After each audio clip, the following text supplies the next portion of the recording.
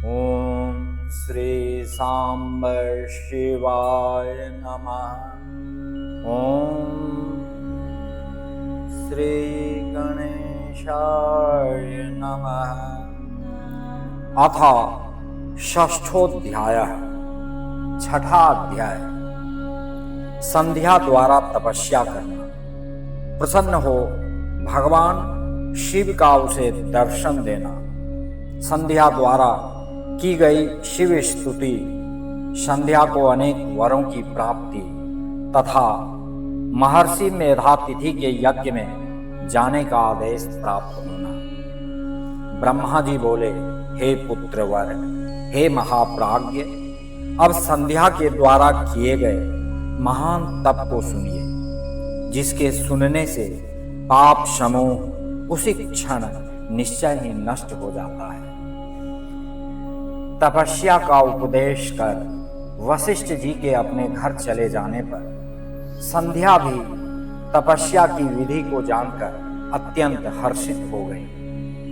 वह बृहल लोहित सर के सन्निकट प्रसन्न चित्त होकर अनुकूल वेश धारण करके तपस्या करने लगी।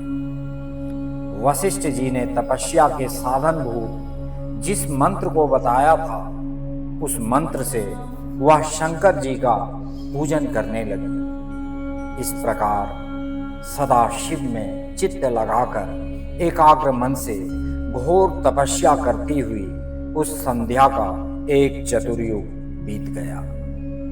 उसके पश्चात उस तपस्या से संतुष्ट हुए शिव जी उसके ऊपर प्रसन्न हो गए और बाहर भीतर तथा आकाश में उसे अपना विग्रह दिखाकर वह शिव जी के जिस रूप का ध्यान करती थी, उसी रूप से उसके समक्ष प्रकट हो गए।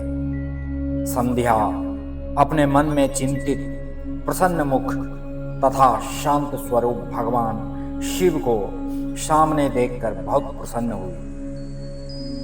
मैं शिव जी से क्या कहूं तथा किस प्रकार इनकी स्तुति करूं, इस प्रकार चिंतित होकर संध्या ने भयपूर्वक अपने नेत्रों को बंद कर लिया।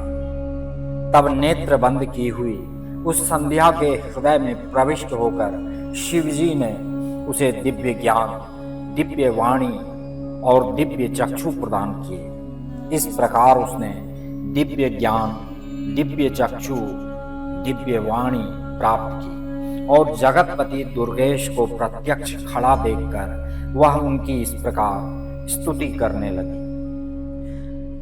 संध्योवाच निराकारं ज्ञानगम्यं परं यन्नैव स्थूलं नापि सूक्ष्मं न चोच्चम् अन्तश्चिन्त्यं योगिभिस्तस्य रूपं तस्मै तुभ्यं लोककर्त्रे नमोऽस्तु।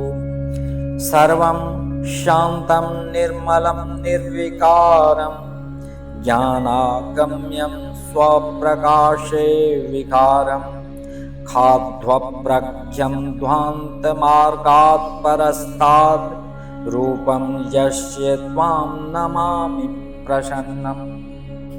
एकं शुद्धं दिव्यमानं विनाजां चिदानन्दं सहजं चाविकारं नित्यानन्दं सत्यभूतिप्रसन्नं यस्य श्रीदं रूपमस्मै नमस्ते। संध्या बोली, जिनका रूप निराकार, ज्ञान गम्य तथा पर है, जो न स्थूल न सूक्ष्म न उच्च ही है तथा जो योगियों के द्वारा अंतःकरण से चिंत्य है, ऐसे रूप वाले लोक कर्ता आपको नमस्कार है। जिनका रूप सर्वस्व रूप, शांत, निर्मल, निर्विकार, ज्ञान से परे, अपने प्रकाश में स्थित, विकार रहित, आकाश मार्ग स्वरूप एवं अंधकार मार्ग से परे तथा प्रसन्न रहने वाला है, ऐसे आपको नमस्कार है। जिनका रूप एक अद्वितीय, शुद्ध देदीप्यमान, माया रहित, चिदानंद, सहज विकार रहित नित्यानंद स्वरूप, सत्य और विभूति से युक्त, प्रसन्न रहने वाला तथा समस्त श्री को प्रदान करने वाला है, उन आपको नमस्कार है। विद्याकारोद्भावनीयं प्रभिन्नं सत्त्वच्छन्दं ध्येयमात्मस्वरूपं सारं पारं पावनानां पवित्रं तस्मै रूपं यस्य चैवं नमस्ते। जिनका रूप महाविद्या के द्वारा ध्यान करने योग्य, सबसे सर्वथा भिन्न, परम सात्विक, ध्येय स्वरूप, आत्म स्वरूप, सार स्वरूप, संसार सागर से पार करने वाला है और पवित्र को भी पवित्र करने वाला है, उन आपको नमस्कार है। यत्त्वाकारं शुद्ध रूपं मनोज्ञं रत्नाकल्पं स्वच्छ कर्पूर गौरम इष्टाभीति शूलमुंडम दधानम हस्तैर्नमो योग युक्ताय तुभ्यं। जिनका आकार शुद्ध रूप, मनोज्ञ, रत्न के समान स्वच्छ, कर्पूर के समान गौर वर्ण और हाथों में वर अभय मुद्रा शूल मुंड को धारण करने वाला है, उन आप योग युक्त सदा शिव को नमस्कार है। नमो नमः कारण कारणाय दिव्यामृत ज्ञान विभूतिदाय समस्त लोकांतर भूतिदाय प्रकाश रूपाय परात्पराय। कारणों के कारण दिव्य अमृत स्वरूप ज्ञान संपदा देने वाले, समस्त लोकों को ऐश्वर्य प्रदान करने वाले प्रकाश स्वरूप तथा परात्पर शंकर को बार बार नमस्कार है। यस्यापरं नो जगदुच्यते पदात् क्षितिर्दिशा सूर्य इंदुर्मनोजः बहिर्मुखा नाभितश्चान्तरिक्षं तस्मै तुभ्यं शंभवे में नमोस्तु। जिनके अतिरिक्त यह जगत और कुछ नहीं है, जिनके पैर से पृथ्वी, दिशाएं, सूर्य, चंद्रमा, कामदेव तथा बहिर्मुख अन्य देवता और नाभि से अंतरिक्ष उत्पन्न हुआ है, उन आप शंभु को मेरा नमस्कार है। नमस्तुभ्यं महेशान नमस्तुभ्यं तपोमय प्रसीद शंभो देवेश भूयो भूयो नमोस्तुते। हे महेशान, आपको नमस्कार है। हे तपोमय, आपको नमस्कार है।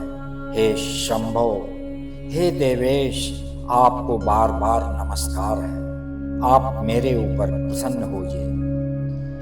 ब्रह्मा जी बोले, संध्या के द्वारा स्तुत भक्त वत्सल परमेश्वर सदाशिव उसके वचन को सुनकर परम प्रसन्न हो गए। वे शिव वल्कल तथा कृष्ण मृग चर्म युक्त उसके शरीर को जटा से आच्छन्न एवं पवित्र धारण किए हुए उसके सिर को तथा तुषारपात से मुरझाए हुए कमल के समान उसके मुख को देखकर दयामय होकर उससे इस प्रकार कहने लगे। महेश्वर बोले, हे भद्रे, तुम्हारी इस उत्कृष्ट तपस्या से तथा तुम्हारी इस स्तुति से मैं बहुत प्रसन्न हूँ। हे शुभ प्राज्ञ, अब तुम वर मांगो। जो भी तुम्हारा अभिष्ट हो तथा जिससे तुम्हारा कार्य पूर्ण हो, वह सब मैं करूँगा। हे भद्रे, तुम्हारी इस तपस्या से मैं परम प्रसन्न हो गया। ब्रह्मा जी बोले। महेश्वर का वचन सुनकर संध्या बड़ी प्रसन्न हुई और उन्हें बार बार प्रणाम कर इस प्रकार कहने लगी। संध्या बोली, हे महेश्वर, यदि आप प्रसन्नतापूर्वक वर देना चाहते हैं, यदि मैं आपसे वर प्राप्त करने योग्य हूँ तथा यदि मैं उस पाप से सर्वथा विशुद्ध हो गई हूँ, और हे देव, यदि आप इस समय मेरे तप से प्रसन्न हैं तो पहले मैं यह वर मांगती हूं, उसे दीजिए। हे देवाधिदेव, इस आकाश तथा पृथ्वी में उत्पन्न होते ही कोई भी प्राणी सद्यः कामयुक्त ना हो। हे प्रभु, मैं अपने आचरण से तीनों लोकों में इस प्रकार प्रसिद्ध होऊं जैसी और कोई दूसरी स्त्री ना हो। एक और वर मांगती हूं, मेरे द्वारा उत्पन्न की गई कोई भी संतति सकाम होकर पतित ना हो। और हे नाथ, जो मेरा पति हो वह भी मेरा अत्यंत सुहृद बना रहे। मेरे पति के अतिरिक्त जो कोई भी पुरुष मुझे सकाम दृष्टि से देखे, उसका पौरुष नष्ट हो जाए और वह नपुंसक हो जाए। ब्रह्मा जी बोले, निष्पाप संध्या के इस प्रकार के वचनों को सुनकर तथा उससे प्रेरित होकर भक्त वत्सल भूत भावन शंकर प्रसन्न चित्त होकर कहने लगे। महेश्वर बोले, हे देवी, हे संध्ये, मेरी बात सुनो। तुम्हारा पाप नष्ट हो गया। अब मेरा क्रोध तुम्हारे ऊपर नहीं है और तुम तप करने से शुद्ध हो चुकी हो। हे भद्रे, हे संध्ये, तुमने जो जो वरदान मांगा है, तुम्हारी श्रेष्ठ तपस्या से परम प्रसन्न होकर मैंने वह सब तुम्हें प्रदान कर दिया। अब प्राणियों का प्रथम शैशव बाल भाव, दूसरा कौमार भाव, तीसरा यौवन भाव तथा चौथा वार्धक्य भाव होगा। शरीर धारित तीसरी अवस्था आने पर सकाम होंगे और कोई कोई प्राणी दूसरी के अंत तक सकाम होंगे। मैंने तुम्हारी तपस्या से संसार में यह मर्यादा स्थापित कर दी कि शरीरधारी उत्पन्न होते ही सकाम नहीं होंगे। तुम इस लोक में ऐसा सती भाव प्राप्त करोगे जैसा तीनों लोकों में किसी अन्य स्त्री का नहीं होगा। तुम्हारे पति के अतिरिक्त जो तुमको सकाम दृष्टि से देखेगा वह तत्काल नपुंसक होकर दुर्बल हो जाएगा। तुम्हारा पति महान भाग्यशाली तपस्वी तथा रूपवान होगा। वह तुम्हारे साथ 7 कल्पों तक जीवित रहेगा। इस प्रकार तुमने जो जो वर मुझसे मांगा उन सभी वरों को मैंने प्रदान किया। अब मैं तुम्हारे जन्मांतर की कुछ बातें कहूंगा। तुम अग्नि में अपने शरीर त्याग करने की प्रतिज्ञा पहले ही कर चुकी हो, अतः उसका उपाय मैं तुमको बता रहा हूं, उसे निश्चित रूप से करो। वह उपाय यही है कि तुम महर्षि मेधातिथि के 12 वर्ष तक चलने वाले यज्ञ में प्रचंड रूप से जलती हुई अग्नि में शीघ्रता से प्रवेश करो। इस समय मेधातिथि इसी पर्वत की तलहटी में चंद्रभागा नदी के तट पर तपस्वियों के आश्रम में महान यज्ञ कर रहे हैं। वहां तुम अपनी इच्छा से जाकर मेरे प्रसाद से मुनियों से अलक्षित रहती हुई अग्नि में प्रवेश कर जाओ। फिर तुम यज्ञाग्नि से प्रकट होकर मेधातिथि की पुत्री बनो। तुम्हारे मन में जो कोई भी श्रेष्ठ पति के रूप में वांछनीय हो, उसे अपने अंतःकरण में रखकर अग्नि में अपना शरीर छोड़ना। हे संध्ये, तुम इस पर्वत पर 4 युग से घोर तपस्या कर रही हो। कृतयुग के बीत जाने पर और त्रेता का प्रथम भाग आने पर दक्ष की जो शील संपन्न कन्याएं उत्पन्न हुई, वे यथा योग्य विवाहित हुई। उनमें से उन्होंने 27 कन्याएं चंद्रमा को विवाह विधि द्वारा प्रदान की, किंतु चंद्रमा उन सभी को छोड़कर रोहिणी में प्रीति करने लगा। इस कारण जब दक्ष ने क्रोध से चंद्रमा को शाप दे दिया, तब सभी देवता तुम्हारे पास आए थे।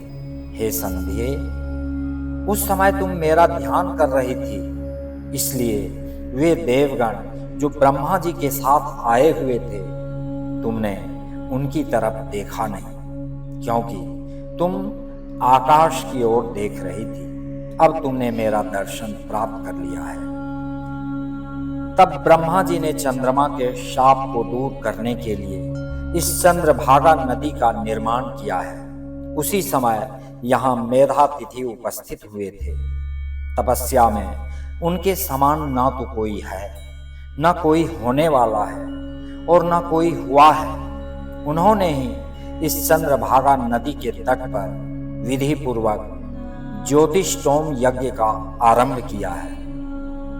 वहां अग्नि प्रज्वलित हो रही है, उसी में अपने शरीर को छोड़ो।